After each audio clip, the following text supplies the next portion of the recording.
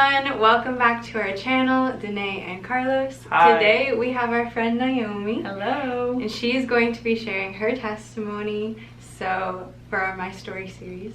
So hope you guys Season 2. So we hope you guys enjoy. It's gonna be very powerful. Hello, my name is Naomi and I want to share my testimony with you all today.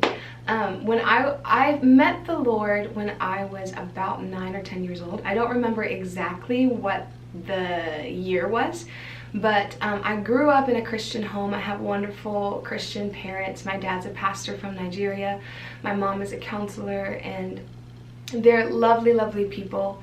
I went through a lot of inner turmoil when I was a child. I just had a lot of things, a lot of attacks in my mental space. I had a lot of nightmares. I had a lot of friends that weren't great influences that didn't quite know how to deal with their own pain. So I had some friends like encouraging me to do things that weren't necessarily good. They weren't horrible, but the way that they would cope with their pain was to either cut themselves or to go find it in other love or in other different things. And so I kind of would try, I tried to try all of those things. I had a point where I had so many points where I had like scissors or a knife or something up to my arm, just like trying to figure out how to deal with all of the inner turmoil that was happening inside of me.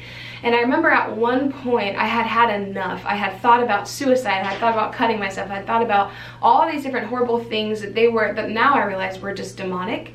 And I was about 10, somewhere between 9 and 11. I was about 10 years old, and I got into my room and I had all these like demonic, now I know they're demonic. Back in the day I thought it was just me.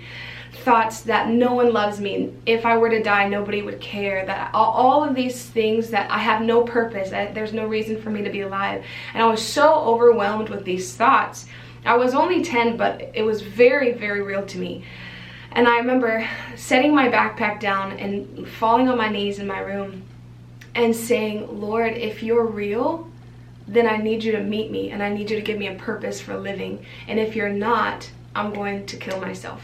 Because I couldn't deal with what I was experiencing in life. Even though everything in my family seems like everything should be okay, but I'm not okay. And I didn't know how to reconcile those two realities. So it was either I die or I have something to live for. And in that moment, I love the Holy Spirit. In that moment, I was on my knees in my room, and I was so overwhelmed with the presence of God for the first time in my own life.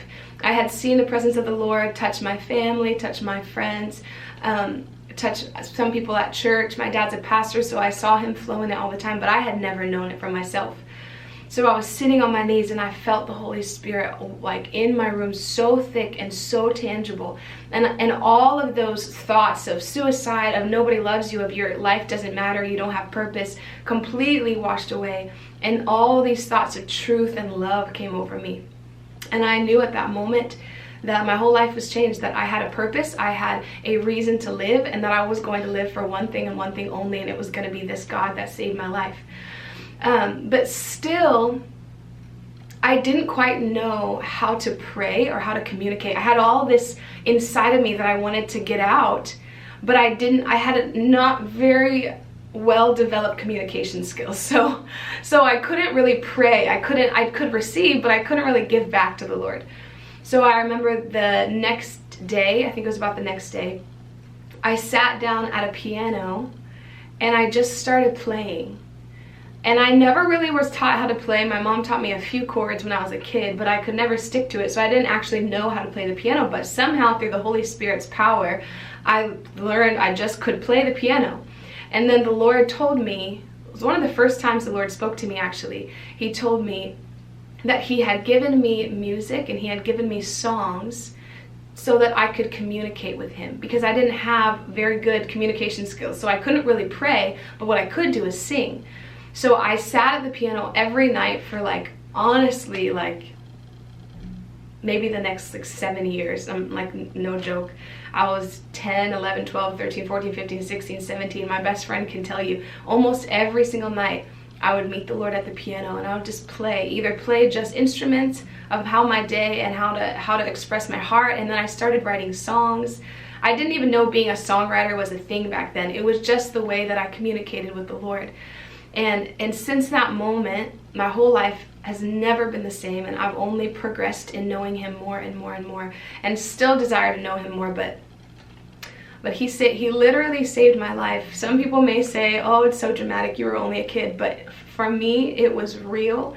It was so extreme. It was so demonic. And then the Lord met me, and it was so hopeful. And I have a purpose for life. And now he's used songs that I wrote just out of my love and communication with him, actually to bring other people into intimacy with him. And I'm dumbfounded by the way that he does things like this. So I'm so glad that I got to share this part of my life with all of you. Dannae and Carlos are wonderful people, and I hope to see you back some other time with them at the next My Story segment.